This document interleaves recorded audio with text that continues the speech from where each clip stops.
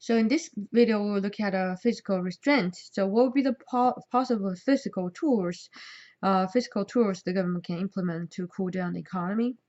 So on this chart, and it's very familiar to you guys because we saw it at least 3 times. So in chapter 9, 10, now in 11. So here I try to show you is when the economy is too hot, overheated. So let's see the current AD curve is 81. So the intersection between AS and 81 is E, the equilibrium point E. So under E1, and we found the corresponding first, the corresponding horizontal value is Q1, so which is larger than the QF, our macro goal. And besides that, our price level PE is much higher than what we desire PF. So the full-time employment price level. So in this scenario, and we said we have an inflationary GDP gap, which is the difference between the horizontal difference between E2 and E1, so which is $200 billion. So that is inflationary GDP gap. So after we understand what is the understand how to close the receptioner GDP gap, and so instead of just give the instead of just giving the receptionary GDP gap amount of the stimulus, so the good stimulus should be equal to the AD shortfall. So here, very similar here, in order to close the inflation GDP gap, we shouldn't give the inflationary GDP gap amount. The reason we explained last time is because our price level will change when you're shifting our AD curve, because the AS curve is not horizontal, it's always upward. So if it's the AS curve is upward when you're shifting AD curve, it's unavoidably we will also change our price level. So you have to consider the price level change to affect our final impact of the physical restraint. And so, before we look at more detail about how it works, and first I want to explain what is called a fiscal restraint. So, generally speaking, the fiscal restraint is trying to close our inflationary GDP gap. So, in order to close the inflationary GDP gap from government perspective, so they have to deal with the spending and expenditure and revenue. So, how they affect their revenue and expenditure so that they can try to cool down the economy. So this is the fiscal restraint will include tax hikes, so increase tax, spending cuts, reduce spendings, reduce all kind of spending, government spending. So the goal is decrease AD curve so that the AD curve will shift to the left. So eventually they can achieve QF. And so after we understand the rationale behind the fiscal restraint, so what would be the possible tool to consider as a fiscal restraint? So now the next question is, by how much we need to shift? By how much we need to shift? So always refer to the fiscal stimulus because it's very similar. You cannot just give the inflationary GDP gap amount of the fiscal restraint. You usually have to do more because the multiplier effect. So, of course, in the when we talk about a fiscal stimulus, we define AD short form. So now we are looking for a fiscal restraint, and we will define a new term. It's called AD.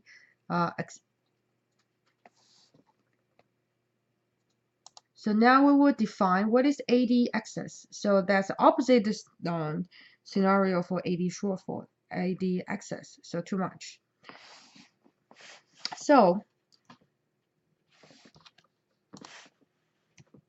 So the fiscal restraint needed to close the GDP gap must be larger than the gap, again because of multiplier effect. So how much we want to close is called the AD excess. So the amount by which AD must be reduced to achieve full employment after allowing for price level changes. So you can see our goal is at a QF. So the QF is our long-term equilibrium goal. And however, if we are shifting the 81, if we are only give the inflationary amount of the inflationary GDP gap, so what happened is our curve will shift to here. So let's see. So that is how much we will shift. But obviously, under this current new curve, if that's how much they gave by the government, only gave the inflationary GDP gap amount, which is here. So then we will end up our Q, the real horizontal value is still larger than the QF. That's not what we want. However, in order to really close the gap, we need to shift our 81 to 82. So under the 82, the equilibrium point is E2, and E2's horizontal axis value equal to QF. That's how much we want. So then the question is how much we changed. So the horizontal difference between the 81 and 82, that is how much we changed. So that is called 80 set excess. So you can see it's definitely larger than our inflationary GDP gap. So the reason behind it, again, it is our multiplier effect, So after we defined the AD excess, and then using the same idea as you learned AD short form, or closing the reception or GDP gap. So the next question is, so what would be the desired physical restraint?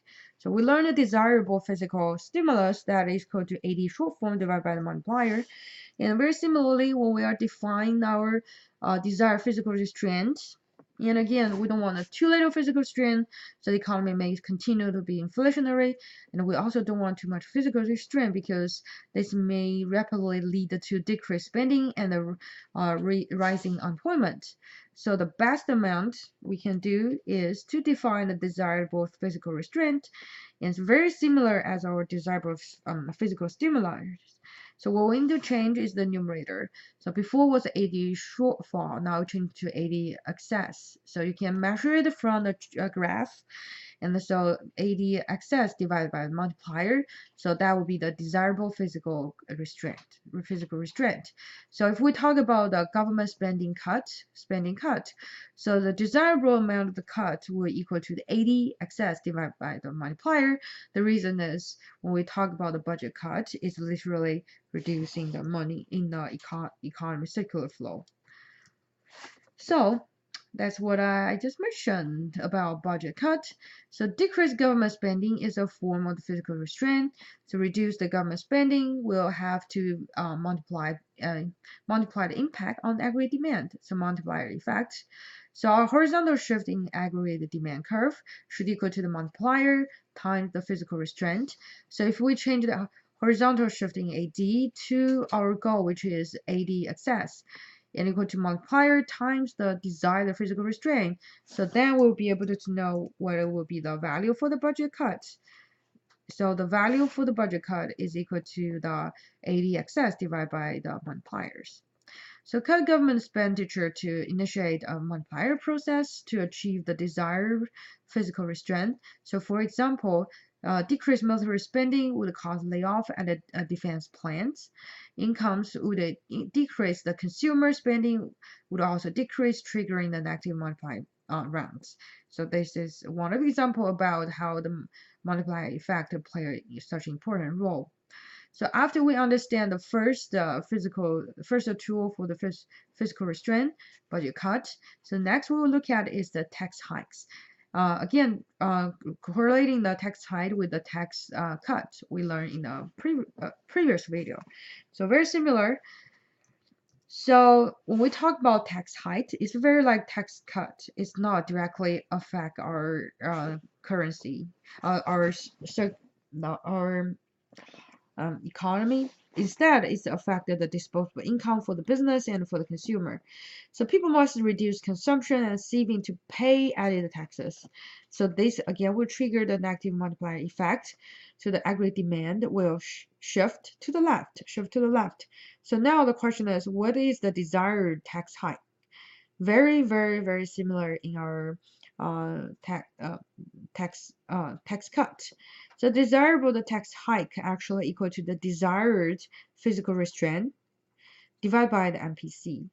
Again, the reason is tax cut or tax hike, they are only affected disposable income, so they are not directly affected how much money directly affected demand at all. So they are just indirectly. So that's why we need to consider the impact, the marginal propensity to consume. So the desired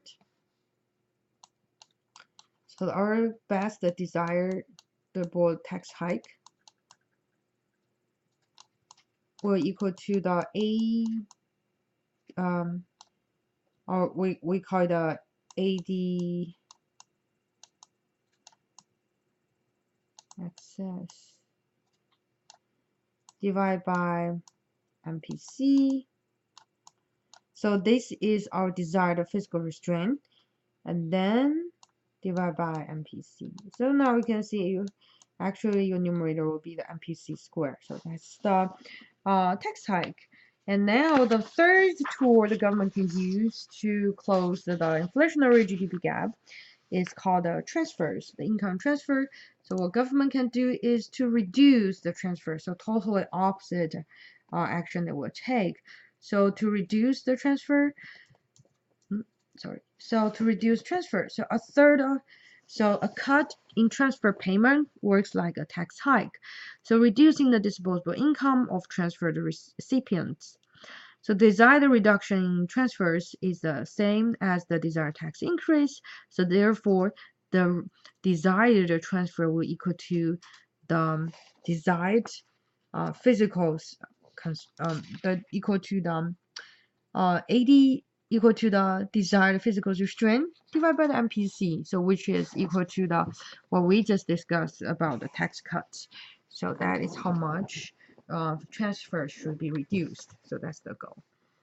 So the last part, last part of this chapter, we will discuss are the fiscal guidelines.